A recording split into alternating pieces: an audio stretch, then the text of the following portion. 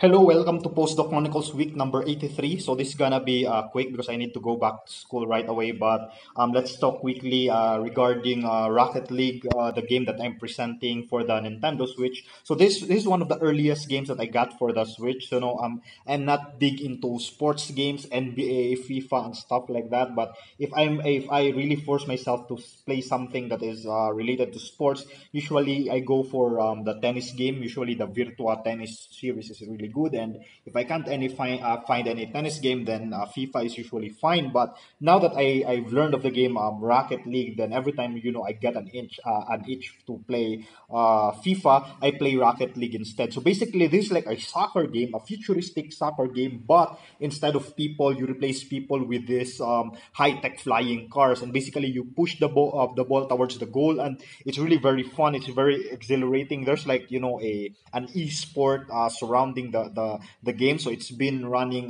for a while, but I'm not really good at it. I'm not like an expert, but sometimes I go online. I play with random people, and it's really very exhilarating to watch every time you get a goal, and then see the replay and how badass you were when you got that score. But yeah, it's very fun. I believe this week or a few days ago, I saw it 50% on the Nintendo Switch eShop, but currently it is when I bought it last 2017, it was like at full price, and it's one of the first games that I have to right now. I have a lot of games on my Switch already, but one of the first few games that I had when I bought my Nintendo Switch was Rocket League. It's among the first five basically. But anyway, this week is also my birth week, so I went to Amazon, to bought stuff to buy. I bought stuff for myself, and these are the books that I got. Three books that I got from Amazon, and yeah, these two, especially these two. I've always wanted to have these books, to own these books. Let me back a bit the Rocket League there in the background because I believe it's looking for the internet and it's gone.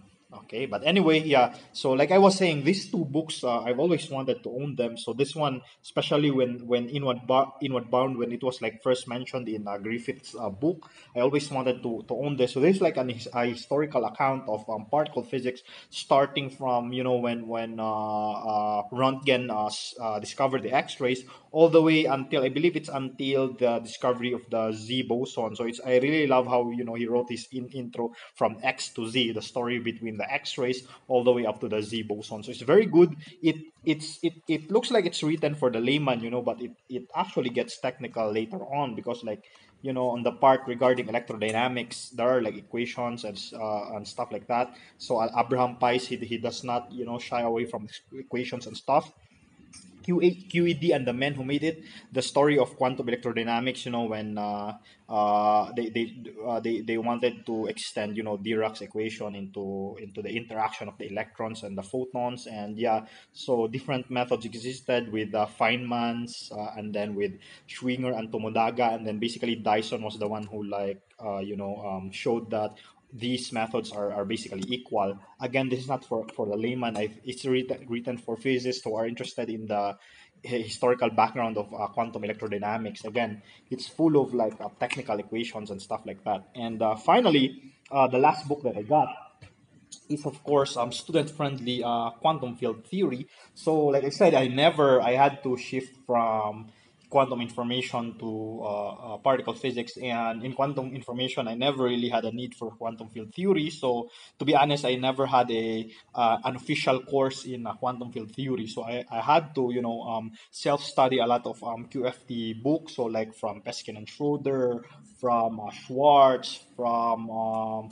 this thing Shredniki, and stuff like that. And also I had to check out beginner friendly books like Z's quantum field theory in a nutshell, McMahon's quantum field theory demystified, Lancaster's quantum field theory for a gifted amateur. But among all those things, I think the best quantum field theory, at least for beginner, that I think is very useful is this thing, student friendly quantum field theory. And so I really want to have a hard copy of it because it's easier again when it comes to technical physics books. It's hard to read them on the computer or on the iPad when you're really studying them, because you keep on flipping pages back and forth, like using equation like this and using equation like that from the previous two chapters. So if you're using like an ebook, it's very hard. So it's nice to have a physical copy, and I bought it. And yeah, like when I like teach QFT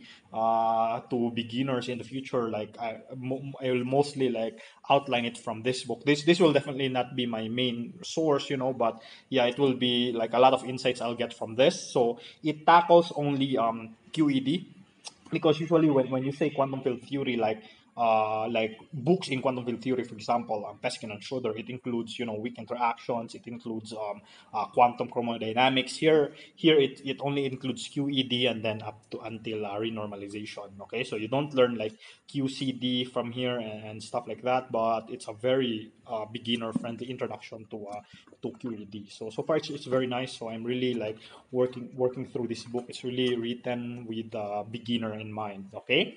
And finally, so postdoc. Also, since again it's my birth week, my fiance also surprised me with some cupcakes and some like this mini snacks. I was really surprised because she told me, she didn't send anything, because last year she also surprised me with a cake, and then this year, she really she had me. I was expecting that there was not none coming, but yeah, I was again surprised. So with cupcakes and stuff like that from my fiance, so that was really sweet of her. But also, yeah, regarding this. COVID-19 case of the coronavirus in South Africa. So I believe last time I checked, there are like 15 cases. I think just last week was the first ever case that I read, and then yeah, so far the measures that were taken. So in the University of the Witwatersrand, usually when we enter, we have to do the fingerprint thing with the ID, but now we can just flash the ID. So they want us to avoid touching anything. There are like sanitizers in different places if you need them. So but so far, that from their press release, they said that those that have contracted the virus, they're not like they're not extreme cases. Like the cases are just mild, so it's not that bad. But like in Europe, for example, I have colleagues who are supposed to be going to CERN, I believe, like within the month of March, like I think this week. So like all non-essential flights going to CERN have been canceled. Conferences, I have like an upcoming conference in Austria, but I think I'm not sure. I think that's gonna be canceled as well. So far on their page, there's no announcement yet, but they said if the Austrian government will impose restrictions on Austria, then they're gonna cancel it. But for me personally, like with all this pandemic going on, I don't wanna go there. In Austria. But anyway, going to postdoc. So again, very short. I just focused on my qualification task this week. So mostly, so last time when I talked with Giancarlo, so he actually said, like I mentioned before, he's not yet like my official supervisor, but yeah, he told me to try running Pythia within Atlas, but instead of like using the transform that's being implemented in the framework, the Gen TF or the generate TF, try running the Pythia like manually inside, so that we can focus instead on the syntax of Pythia itself, whether the new version has anything wrong with the old implementations of the Pythia that are existing in the framework. So I looked at the old DSIDs, the list of the DSIDs. So instead of like running them as is using the Gen TF like I did before, and then seeing which of them work, which of them doesn't work, because Giancarlo believes that most of the errors may not be from Pythia itself, but from how these new job options with this newer DSIDs are being written. And in fact, I just learned from Deepak that, so when because Giancarlo wanted me to look at this specific I believe it's something to do with minimum bias, a specific DSID 410397, I believe. And when I look at it in the job options that I was looking at, it wasn't there. So I asked for a link, and then Deepak basically gave me an old link of old Monte Carlo job options. It's called the MC15. That weren't found in the directory that I was looking at, and it's like a floodgate has been opened. So these are like old DSIDs that run using the old workflow. And so what's happening is, currently Atlas is trying to migrate to this newer, let me say, formatting, or this new layout of the DSID. So these old ones, so Deepak said there are like existing job options that may be already in the new ones, but maybe there are old ones that still weren't migrated into the new directory of the DSID. So I have to like look at this two different stuff. So I tried all the ones from the new ones, and then in the old one there are still a lot of Pythia stuff in there that I haven't seen before. But they told me to focus first on specific processes so that I can test it with Pythia and then it runs. So far my problem is, because in the specific DSID process that I'm looking at, it needs a particular PDF, part on distribution function, and usually this is grouped in a database called LHA PDF.